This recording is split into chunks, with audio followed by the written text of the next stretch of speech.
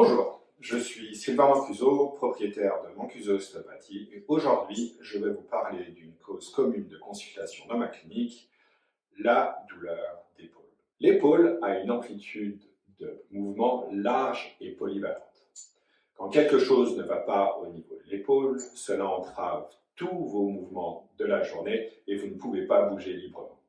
Cela peut poser beaucoup de douleur et d'inconfort. L'articulation de l'épaule est l'articulation la plus mobile du corps, mais en même temps, une articulation très stable.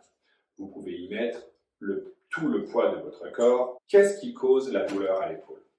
Plusieurs facteurs et conditions peuvent contribuer à la douleur à l'épaule. La cause la plus fréquente est la tendinite de la coiffe des rotateurs.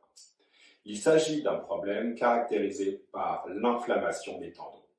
Une autre cause fréquente de douleur à l'épaule est le syndrome de conflit, où la coiffe des rotateurs se coince entre l'acromion et la tête humérale. Parfois, la douleur à l'épaule est le résultat d'une blessure à un autre endroit de votre corps. Généralement, le cou ou le haut du dos. Le coude ou le biceps peuvent aussi entraîner des problèmes au niveau de l'épaule. Une autre cause de douleur importante, qui peut entraîner des douleurs importantes, sont l'arthrite, l'atteinte des cartilages, la rupture de la coiffe des rotateurs, les inflammations des tendons et des fois des pointes osseuses au niveau des tendons. Dans ma pratique quotidienne, lorsqu'un patient souffre de douleur à l'épaule, je dois identifier si c'est pour moi ou non. Un ostéopathe est plus un mécanicien qui travaille sur les articulations, les tissus mous et les nerfs. Mon travail est de voir si tout le monde fait la part de travail. Vérifier que les quatre articulations sont mobiles et mon principal objectif sera de comprendre comment vous êtes fait mal à l'épaule. Ce sera ma principale ligne directrice pour comprendre la douleur et essayer de comprendre la cause du problème.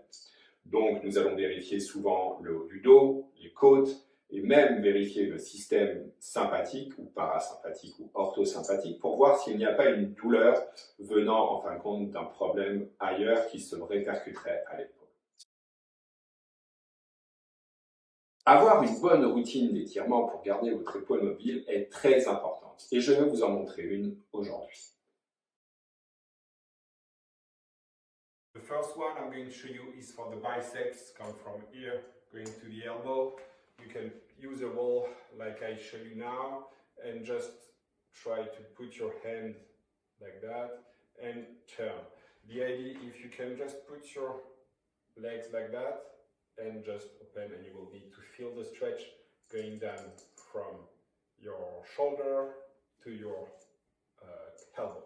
The second exercise I'm going to show you is for the pectoral. There is three fiber here, here, and here. You can just play with the elevation of the elbow to stretch the area that you feel the most.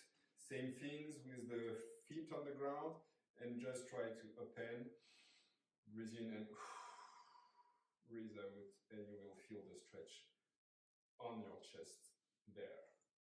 You can go up or down depending where you feel the more stretch. The third exercise to stretch the muscle around the shoulder is going to be for the triceps. Just put your elbow over your head and you just bring your arm on the other shoulder, and you can use the other arm to pull on it, and you can bend on the opposite side where you try to stretch. You feel the stretching on the back of your arm, and it's the same thing between 10 and 15 seconds when you didn't do anything before, and between 20 and 25 seconds when you had any exercise before. Another exercise is very good to keep your shoulder mobile. It's the pendulum. Very easy to do, just bend over and you can just do a small movement to keep the shoulder mobile. Try to keep your back straight and